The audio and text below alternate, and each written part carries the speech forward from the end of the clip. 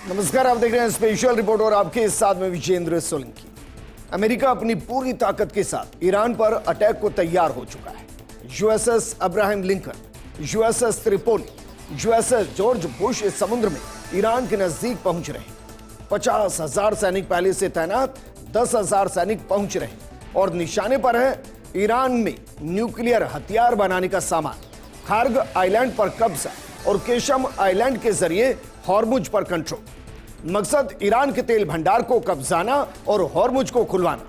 लेकिन क्या यह अमेरिका के लिए आसान है, या फिर ट्रंप का ईगो यानी कि एनर्जी, गैस और ऑयल हथियाने की जंग में सबसे बड़ी मुश्किल?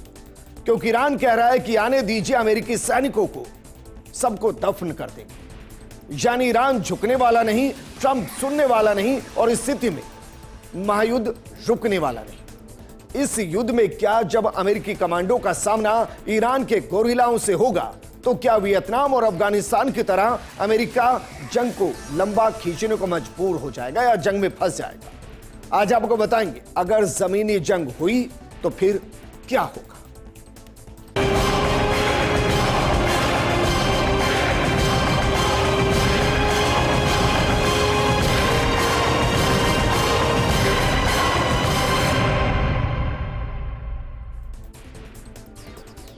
शुरुआत करते हैं ट्रंप के एक और बयान के साथ। अब ये नहीं बता पाएंगे कि 1 घंटे पहले का, आधे घंटे पहले का, क्योंकि ट्रंप हर 1 घंटे 1.5 घंटे में बयान बदल रहे हैं। लेकिन अभी तक जो उनका सबसे ताजा बयान है, वो बयान क्या है जरा ये देख लीजिए। और पीछे बयान क्या क्या दे चुके हैं वो आप देखिए। वो कह रहे हैं कि अगर हॉर्मुज स्ट्रेट तुरंत नहीं खोला गया और समझौता नहीं हुआ तो अमेरिका ईरान के ऊर्जा ठिकानों को तबाह कर देगा, पावर प्लांट्स, ऑयल वेल और खार्ग आइलैंड को पूरी तरह उड़ा देगा। जरूरत पड़ने पर प्लांट्स को भी निशाना बनाया जा सकता है। डोनाल्ड ट्रंप, और इसमें दरअसल वो बार बार धमकी दे रहे हैं। धमकी इसलिए दे रहे हैं कि शायद उनको लगता है कि ईरान मान जाएगा, लेकिन अगर ईरान को मानना होता तो वो शायद बहुत पहले मान चुका होता, क्योंकि ईरान कह रहा है कि आने दीजिए अमेरिकी ट्रूप्स को, आने दीजिए अमेरिकी कमांडोज को, उनको ईरान की जमीन पर ही दफना देंगे। तो क्या वाकई में ट्रंप बयान के जरिए खुद को समझाने की कोशिश कर रहे हैं कि शायद इस जंग से बाहर निकला जा सके, या फिर दुनिया को बता रहे हैं कि अंतिम वक्त तक उन्होंने ईरान को आगाह किया था? क्योंकि जरा सोचिए, अमेरिका ने जंग में अपना जखीरा उतार दिया है। शायद इससे पहले इस तरीके का जखीरा अमेरिका ने सेकेंड वर्ल्ड वॉर में ही उतारा होगा। जरा देखिए अपने कौन कौन से युद्धपोत मैदान में उतार चुका है। यूएसएस अब्राहम लिंकन कैरियर, इसके अलावा यूएसएस त्रिपोली युद्धपोत और यूएसएस जॉर्ज बुश विमान वाहक पोत, ये तीनों इस वक्त समुद्र के अंदर है और समुद्र के अंदर ईरान की तरफ बढ़ रहे हैं। इनमें से एक एक को जरा समझिए। सबसे पहले जरा समझिए इन तीनों का समंदर में होने का मतलब क्या है, और क्या ईरान को तीनों न सिर्फ घेर रहे हैं बल्कि खार्ग द्वीप को कब्जाने के लिए लगभग प्लान तैयार कर चुके हैं। सबसे पहले बात करते हैं यूएसएस अब्राहम लिंकन की। यह परमाणु संचालित विमान वाहक पोत स्ट्राइक ग्रुप के साथ तैनात है। इसमें गाइडेड मिसाइल, डिस्ट्रॉयर और क्रूजर शामिल है। दूसरा है यूएसएस त्रिपोली। ये एम्फीबियस असॉल्ट जहाज मरीन कमांडो के साथ ऑपरेशनल जोन में पहुंच चुका है और यह अमेरिका के सबसे बड़े एम्फीबियस सॉल्ट जहाजों में से एक है। और तीसरा है यूएसएस जॉर्ज बुश विमान वाहक पोत। इसे मध्य पूर्व में तैनात कर दिया गया। इस विमान वाहक पोत के साथ कई गाइडेड मिसाइल और डिस्ट्रॉयर भी मौजूद हैं। इसके अलावा जॉर्डन के मुआफका सॉल्टी एयर बेस पर 50 से ज्यादा लड़ाकू विमान तैनात है, जिनमें F-15E स्ट्राइक ईगल और F-35C लाइटनिंग सेकंड शामिल है। सऊदी अरब में E-3 अर्ली वार्निंग विमानों की मौजूदगी है, जो बड़े ऑपरेशंस के समन्वय में मदद करते हैं। अमेरिका के पास बहरीन, कुवैत, कतर, संयुक्त अरब अमीरात, जॉर्डन और सऊदी अरब में साई सैन्य अड्डों का एक विस्तृत नेटवर्क है। तो हम 3 विमानों के बारे में आपको बता रहे हैं, या कहिए कि 3 युद्ध पोतों के बारे में आपको बता रहे हैं। यूएसएस अब्राहम लिंकन जो है CNV-72 अमेरिकी नौसेना का सबसे शक्तिशाली, हाईली एडवांस्ड और न्यूक्लियर पावर्ड एयरक्राफ्ट कैरियर है। यह दुनिया के सबसे बड़े और सबसे ताकतवर वॉरशिप में से एक है। यह पिछले 30 साल से ज्यादा समय से अमेरिकी समुद्री रणनीति का अहम हिस्सा बना हुआ है। यह परमाणु संचालित विमान वाहक पोत स्ट्राइक ग्रुप के साथ तैनात है। इसमें गाइडेड मिसाइल, डिस्ट्रॉयर और क्रूजर शामिल है। इस पर 7,000 से 8,000 तक सैनिक सवार हो सकते हैं और वो ईरान की तरफ बढ़ रहे हैं। दूसरा जिसका हम जिक्र कर रहे हैं, यूएसएस त्रिपोली युद्धपोत। यूएसएस त्रिपोली अमेरिका के सबसे बड़े एम्फीबियस असॉल्ट जहाजों में से एक है। यह जहाज जापान से मरीन कमांडो के साथ ऑपरेशनल जोन में पहुंच चुका है। यह F-35 स्ट्रेल्थ फाइटर जेट, MV-22, इसके अलावा ट्रुप लैंडिंग क्राफ्ट से लैस है और ये 31वीं मरीन यूनिट यानी कि MEU का हिस्सा है, जिसमें 2200 कर्मी शामिल है। तीसरा है यूएसएस जॉर्ज बुश विमान वाहक पोत। यूएसएस जॉर्ज बुश 1092 फीट लंबे और 1 लाख टन से ज्यादा वजनी है। इस विमान वाहक पोत पर 5000 से ज्यादा कर्मी और 70 से ज्यादा विमान तैनात है। यह विमान वाहक पोत 2 परमाणु रिएक्टर्स से ऊर्जा प्राप्त करता है। इसकी अधिकतम गति 30 समुद्री मील यानी कि 56 किलोमीटर प्रति घंटा है। यूएसएस जॉर्ज बुश विमान वाहक पोत के साथ कई गाइडेड मिसाइल डिस्ट्रॉयर भी हैं। इन्हें अमेरिकी सेंट्रल कमांड के जिम्मेदारी वाले क्षेत्र में तैनात किया गया है। अब जरा सोचिए, क्या वाकई में अमेरिका ने ईरान की घेराबंदी कर दी है और क्या ईरान के पास कोई ऑप्शन बचा नहीं, क्योंकि दक्षिणी इजराइल के ऑफ द एयर बेस पर 12 F-22 लड़ाकू विमान तैनात किए गए हैं।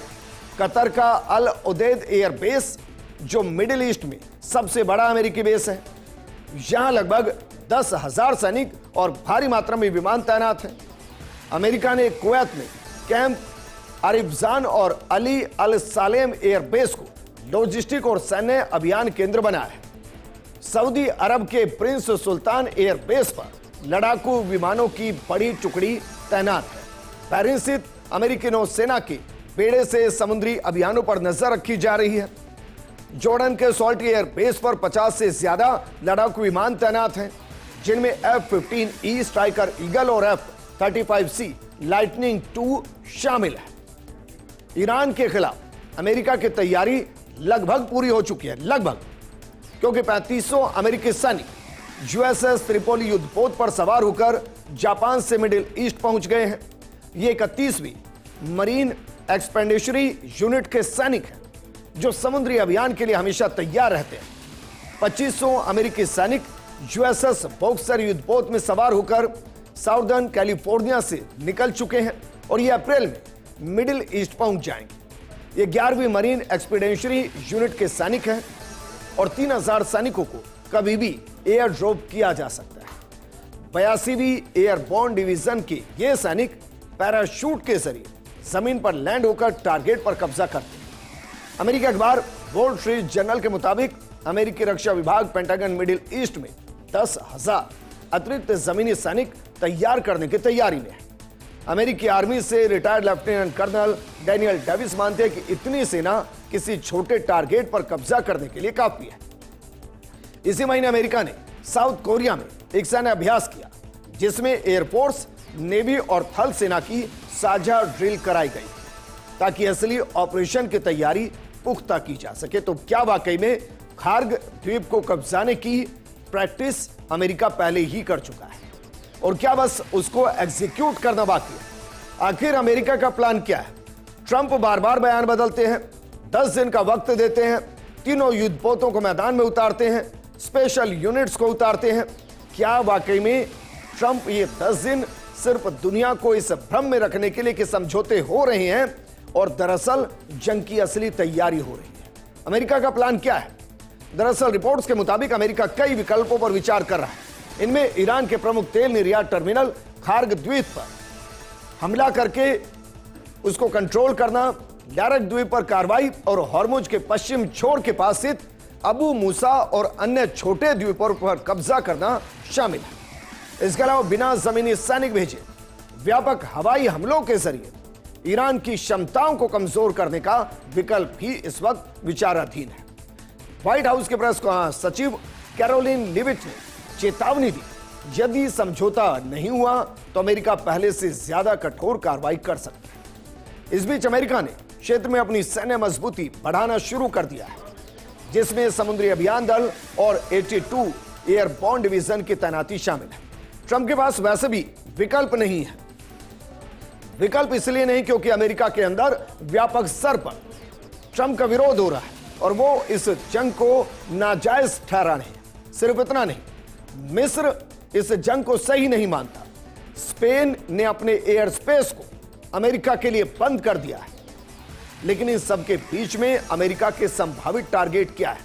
क्या वाकई में पूरे ईरान को कंट्रोल करना चाहता है या ईरान की अर्थव्यवस्था की जो मजबूत कड़ियां हैं उनको कंट्रोल करना चाहता है? क्योंकि ईरान की जियोग्राफी और जंग के खर्च को देखते हुए अमेरिका फुल स्केल वॉर के बजाय 3 संभावित जमीनी टारगेट पर हमला कर सकता है। और ये 3 संभावित जमीनी टारगेट क्या है, जरा इनको एक बार गौर से देखिए, क्योंकि ये पूरी जंग वैसे भी इनके इर्द गिर्द ही घूम रही है। इसमें पहला है न्यूक्लियर हथियार बनाने का सामान, जहां जहां ईरान में मौजूद वहां अमेरिका अटैक करे और यह कंफर्म कर दे कि अब ईरान के पास ना तो न्यूक्लियर बनाने का सामान है और ना ही उस प्रोसेस को वो आगे बढ़ा पा रहे हैं, यानी कि ईरान के ब्लूप्रिंट तक को खत्म कर दे। दूसरा है खार्ग आइलैंड पर कब्जा करना, क्योंकि खार्ग आइलैंड ईरान की अर्थव्यवस्था की रीढ़ की हड्डी और 90% ईरान का जो क्रूड ऑयल है वो खार्ग द्वीप से ही निकलता है। तीसरा है केशम आइलैंड के जरिए हॉर्मुज पर कंट्रोल करना, क्योंकि जो खार्ग द्वीप से तेल निकलता है वो हॉर्मुज के रास्ते ही दुनिया तक पहुंचता है। लेकिन क्या वाकई में हॉर्मुज को कंट्रोल करना आसान है? क्योंकि खार्ग द्वीप को कंट्रोल करने से और हॉर्मुज तक पहुंचने के बीच का 600 किलोमीटर का रास्ता है। क्या वाकई में अमेरिका उस पूरे रास्ते को सेव कर पाएगा? क्योंकि ईरान के पास हर वक्त ऑप्शन होगा कि वो किसी भी जहाज को टारगेट कर दे। लेकिन न्यूक्लियर हथियार बनाने का सामान जब्त क्या अमेरिका कर पाएगा? क्या संशोधित यूरेनियम को वो कंट्रोल कर पाएगा? क्योंकि न्यूक्लियर हथियार बनाने का सामान जब्त करना मुश्किल, ये एक तरीके से ईरान के दिमाग पर अटैक करने जैसा है। इंटरनेशनल एटॉमिक एनर्जी एजेंसी के मुताबिक ईरान के पास 440 किलो 60% संवर्धित यूरेनियम है। परमाणु हथियार बनाने के लिए 90% संवर्धित यूरेनियम की जरूरत होती है। अमेरिका ने जून 2025 में ईरान के न्यूक्लियर प्लांट पर बमबारी की थी। अब वहां मौजूद यूरेनियम को कब्जे में लिया जा सकता है। इस ऑपरेशन के लिए पहले अमेरिकी सेना न्यूक्लियर ठिकानों के पास हवाई हमले करेगी, ताकि ईरानी सेना को व्यस्त रखा जा सके और रात के अंधेरे में थल सैनिकों की हवाई लैंडिंग कराई जाएगी। इन्हें न्यूक्लियर फैसिलिटी की सुरक्षा में तैनात ईरानी सैनिकों का सामना करना होगा। साइट पर कब्जे के बाद मिलिट्री के जॉइंट स्पेशल ऑपरेशन कमांड की एक यूनिट बुलाई जाएगी, जिन्हें न्यूक्लियर हथियारों को निष्क्रिय करने की ट्रेनिंग मिलती है। परमाणु तत्व यूरेनियम गैस के रूप में बड़े सीमेंट टैंक में रखे होते हैं। अगर किसी टैंक से खतरनाक रेडिएशन लीक होगा तो उसे वहीं छोड़ दिया जाएगा। जो न्यूक्लियर तत्व सुरक्षित होंगे उन्हें बाहर निकालकर अमेरिका भेजा जाएगा। लेकिन क्या वाकई में ईरान ये सब कुछ होने देगा? और ईरान जानता है कि उसके परमाणु हथियार ना बनाने के या हथियार बनाने में जो सबसे बड़ा रोड़ा है वो अमेरिका है। तो क्या उसने अभी तक अपने संवर्धित यूरेनियम को सेफेस्ट जगह पर नहीं रखा होगा? दूसरा जो टारगेट है वो खार्ग है। ईरान की इकोनॉमिक लाइफलाइन खार्ग पर ट्रंप कब्जा करना चाहते हैं, बिल्कुल वैसे जैसे वेनेजुएला पर किया। लेकिन वेनेजुएला और ईरान में अंतर है। खार्ग आइलैंड ईरान के दक्षिण तट से करीब 26 किलोमीटर दूर स्थित है। खार्ग आइलैंड का एरिया सिर्फ 25 वर्ग किलोमीटर है। यहां से ईंधन का करीब 90% कच्चा तेल एक्सपोर्ट होता है और इस आइलैंड पर करीब 3 करोड़ बैरल तेल स्टोर किया जा सकता है। अभी यहां करीब 1.8 करोड़ बैरल तेल स्टोर है। अमेरिका ने 13 मार्च को खार्ग पर ईरानी मिलिट्री ठिकानों पर बमबारी की थी। हालांकि वहां तेल सप्लाई अब भी जारी है। खार्ग आइलैंड पर कब्जा अमेरिका की बड़ी जीत होगी। और खार पर कब्जा करना अमेरिकी सैनिकों के लिए बेहद खतरनाक हो सकता है। और मानकर चलिए एक बार हो सकता है कि खार को अमेरिका कंट्रोल कर भी ले, लेकिन क्या इसके जरिए हॉर्मुज कंट्रोल होगा? क्या हॉर्मुज को कंट्रोल करने के लिए केशम आइलैंड को कंट्रोल किया जा सकता है और केशम आइलैंड के जरिए क्या हॉर्मुज को कंट्रोल किया जा सकता है? क्योंकि 1445 वर्ग किलोमीटर का केशम आइलैंड फारस की खाड़ी का सबसे बड़ा द्वीप है। हॉर्मुज स्ट्रेट के मोड़ पर स्थित इस आइलैंड पर 1.48 लाख लोग रहते हैं। ईरान ने केशम आइलैंड पर अंडरग्राउंड टनल बना रखी है। यहां एंटी शिप मिसाइल्स हैं, माइंस हैं, ड्रोन्स और जेट्स रखे जाते हैं। अमेरिकी सेना प्लान के मुताबिक हॉर्मुज स्ट्रेट के आसपास के आइलैंड कब्जा करेगी। समुद्र में बिछाई गई माइंस को हटाया जाएगा, जिससे कई हफ्ते लग सकते हैं। फिर अमेरिकी शिप और फाइटर जेट स्ट्रेट से निकलने वाले कमर्शियल जहाजों को एस्कॉर्ट करेंगे, जिससे ईरान के अटैक को रोका जाए। केशम आइलैंड के अलावा लराक, अबू मूसा, ग्रेटर तुनब और लेसर तुनब आइलैंड भी है। स्ट्रेट ऑफ हॉर्मुज खुला रखने के लिए यहां कंट्रोल जरूरी है। छोटे छोटे हमले करके ईरान के तटीय सेना ठिकानों को खत्म करना ज्यादा सुरक्षित हो सकता है, लेकिन यह ईरान जानता है। ईरान जानता है बखूबी कि अमेरिका क्या करने वाला है। ईरान यह भी बखूबी जानता है कि अमेरिका कहां कहां अटैक करने वाला है। इसलिए ईरान की तैयारी आपको बताएं उससे पहले मिडिल ईस्ट में अमेरिकी सैनिकों की तादाद कितनी है, जरा इस पर एक बार गौर फरमाइए और देखिए। सैनिक जो तैनात हैं मिडिल ईस्ट के अंदर वर्तमान में, वो 50,000 से ज्यादा है। 10,000 सैनिक और पहुंच रहे हैं जो युद्धपोतों के साथ और कुछ को सीधा आसमान से जमीन पर अमेरिका उतार सकता है। अब इससे इतर जरा यह देख लीजिए कि इनसे लड़ने के लिए ईरान कितना तैयार है और उनकी कितने लाख की फौज इस वक्त खड़ी हुई है अमेरिकी कमांडर्स की, कमांडो की स्वागत के लिए। जरा देखिए ये कितना टारगेट, 10 लाख सैनिक जमीन लड़ाई को तैयार है। हालांकि इसमें कहा जा रहा है कि 10 लाख से बहुत ज्यादा है, क्योंकि ईरान के अंदर 12-12 साल के लड़कों को फौज में भर्ती कर दिया गया है, सेना में भर्ती कर दिया गया है। यानी पूरा ईरान अमेरिका से लड़ने को तैयार है। अब जरा यह महत्वपूर्ण है, अमेरिका के कमांडो जो उतरेंगे उनका ईरान की जिस सेना से आमना सामना होगा वो दरअसल गोरिल्ला युद्ध की महारथी है। वो अपनी जंग को गोरिल्ला युद्ध में तब्दील करते हैं, गोरिल्ला स्टाइल में तब्दील करते हैं। ईरान की सरकारी न्यूज एजेंसी तस्नीम ने मिलिट्री सोर्सेज के हवाले से तैयार रिपोर्ट में कहा कि जमीनी लड़ाई के लिए 10 लाख से ज्यादा सैनिक ईरान जुटा चुका है। हाल के दिनों में बड़ी तादाद में युवाओं के बसीज IRGC और सेना ज्वाइन कर लड़ाई में हिस्सा लेने की इच्छा जताई गई। कई चेक पॉइंट्स पर 12 साल के बच्चे बतौर गार्ड तैनात किए गए हैं। ईरानी मीडिया के मुताबिक ये बच्चे जंग में हिस्सा लेना चाहते हैं और इसलिए गार्ड बनने की आयु सीमा घटाई गई। ईरान को अंदेशा है कि अमेरिका उसके दक्षिण तट के खार्ग द्वीप या बुशर से जमीनी हमला कर सकता है और इसीलिए ईरान दक्षिणी मोर्चे पर भारी तैनाती कर चुका है। एक्सपर्ट मानते हैं कि ईरान अमेरिकी बटालियन से निपटने के लिए गुरिल्ला वॉरफेयर अपनाएगा। अमेरिकी सैनिकों को उन पर अचानक हमला करके भगाने वाली स्ट्रेटेजी के लिए उन्हें तैयार किया जा रहा है। और एक इतिहास आपको दिखाते हैं, ईरान में अमेरिका के कमांडो वर्सेस ईरान की गोरिल्ला टेक्निक वाले जो जवान है उनके बीच जंग का परिणाम क्या होगा ये तब पता चलेगा जब आपस में भिड़ेंगे। लेकिन इससे पहले अमेरिकी कमांडो और गोरिल्ला युद्ध के एक्सपर्ट जब लड़े हैं उसका परिणाम क्या रहा है जरा एक बार देखिए। इससे पहले 2 जगह ऐसा हो चुका है, एक वियतनाम में 1955 से 1975 के बीच में, दूसरा अफगानिस्तान में 2001 से 2021 के बीच में। अब इसको इंटरेस्टिंग देखिए, इराक के अंदर 2003 से 2011 के बीच में। इसमें इंटरेस्टिंग है इस वॉर की टाइमिंग। जरा देखिए 55 से 75 गोरिल्ला वॉर के अंदर अमेरिका फंसा तो 20 साल वियतनाम के अंदर ही फंसा रहा। जब वो अफगानिस्तान में फंसा और अफगानिस्तान के जो सैनिक गोरिल्ला वॉर के जरिए अमेरिका के अगेंस्ट आकर खड़े हुए तो यहां देखिए 20 साल यहां भी फंसा रहा। इराक के अंदर लगभग 8 साल वो इस वॉर के अंदर फंसा रहा। अब सोचिए जरा, ईरान जिसमें बच्चा अमेरिका के खिलाफ तैयार है, वहां अगर गोरिल्ला वॉरफेयर के अंदर अमेरिका फंसा तो फिर उसको एक लंबी जंग के लिए तैयार रहना पड़ेगा और उसके लिए अमेरिका फिलहाल तैयार नहीं है, क्योंकि राजनीतिक लक्ष्य हासिल करना अमेरिका के लिए जमीन पर उतरकर ईरान में बेहद मुश्किल होगा। गोरिल्ला युद्ध दरअसल अमेरिका की कमजोरी है। 1965 में अमेरिका ने वियतनाम में इसी तरह की घुसपैठ कर सैन्य हमला लॉन्च किया था, लेकिन वियतनाम के गोरिल्ला युद्ध, जंगल, सुरंग और लोकल सपोर्ट को अमेरिका कंट्रोल नहीं कर पाया और अमेरिका को पीछे हटना पड़ा। 58,000 से ज्यादा अमेरिकी सैनिक और लाखों वियतनामी मारे गए। अर्थव्यवस्था चरमरा गई। अफगानिस्तान और इराक में भी ऐसा ही हुआ।